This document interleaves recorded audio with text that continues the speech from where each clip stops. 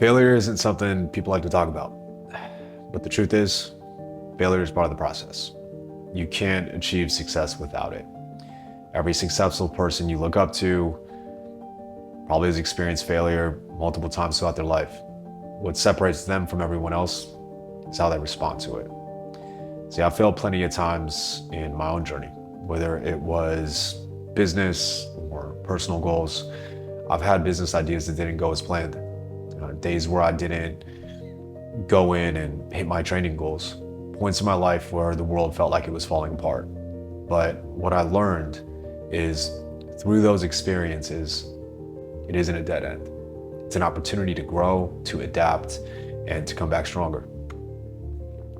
And failure is inevitable, but what matters is how you bounce back. It's how you respond to that challenge, that obstacle in front of you, and figuring out new ways to continue moving forward. So today, I'll show you how to turn setbacks into opportunities. Lesson 1. Failure is feedback, and it's not a dead end, and it's not a reflection of your worth either. It's a signal that something didn't work. That's it. And that there's something to learn from that experience. See, most people see failure as a personal attack, but it's actually the best teacher you'll ever have. When you fail, you have a choice. You can either let that failure define you, or you can use it as a learning experience. It's in those moments of failure that you gain the most valuable insight. Every setback is showing you what didn't work, and that's crucial for getting better. We've had business ideas that completely flopped, but instead of seeing them as wasted time or effort, we looked at them as data points. What did we learn from that failure? What could we do differently next time?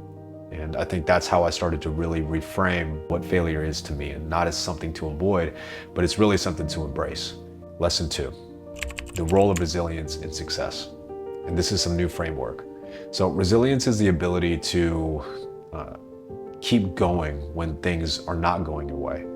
It's about getting back up even when you've been knocked down. And here's the thing, every time you get back up, it's just like that saying, you are getting stronger. Think of resilience as a muscle. The more you use it, the stronger it gets. You can't build resilience if you've never been tested. And failure is the ultimate test.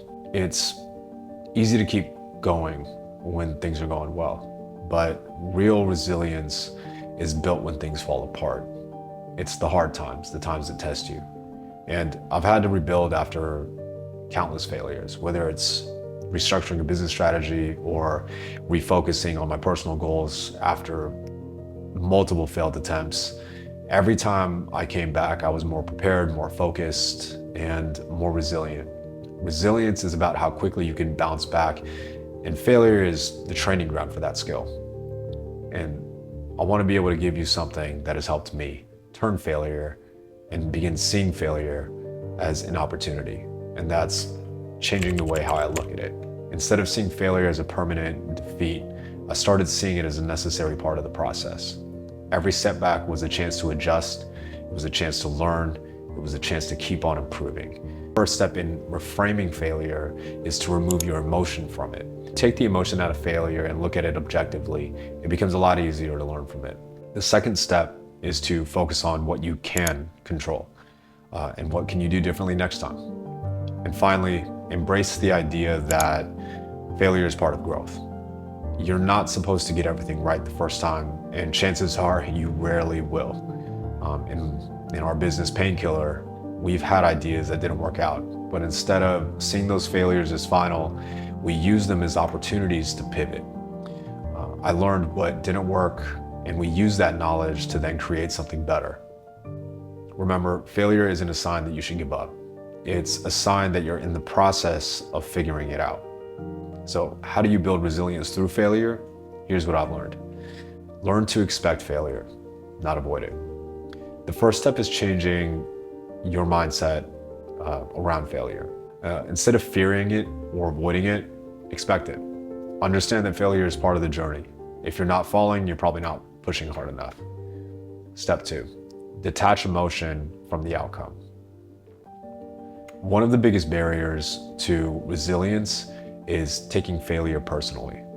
But failure isn't a reflection of your worth. It's feedback. If you can learn to detach your emotions from the outcome, and look at failure objectively, you'll be able to handle setbacks with a lot more clarity. Step 3, create a plan for moving forward. After a failure, don't dwell on it. Create a plan for what you'll do differently next time. Focus on factors that you can control, whether that's refining a strategy or approaching a problem from a different angle. Remember, a setback is only permanent if you don't learn from it. Now, step 4, focus on long-term resilience. Building resilience is not about bouncing back once. It's about coming back again, and again. Remember, focus on the long game. Every failure you overcome is another step toward developing the right mindset, and as well as the resilience needed for long-term success. So in all, here's what I want you to take away. Failure isn't the opposite of success. It's part of the process. You can't grow without failing. And every setback is an opportunity to learn, to adjust, and to come back stronger. The key is resilience, the ability to keep going even when things don't go your way. The next time you face failure, remind yourself, it's not a dead end. It's just feedback. Use it to grow, use it to adapt, and keep moving forward. That's how you turn failure into success. I hope this was helpful. If this resonated with you, hit subscribe, follow me for more content on mindset, growth, and building resilience. Let's keep moving forward together. Growth over fear, always.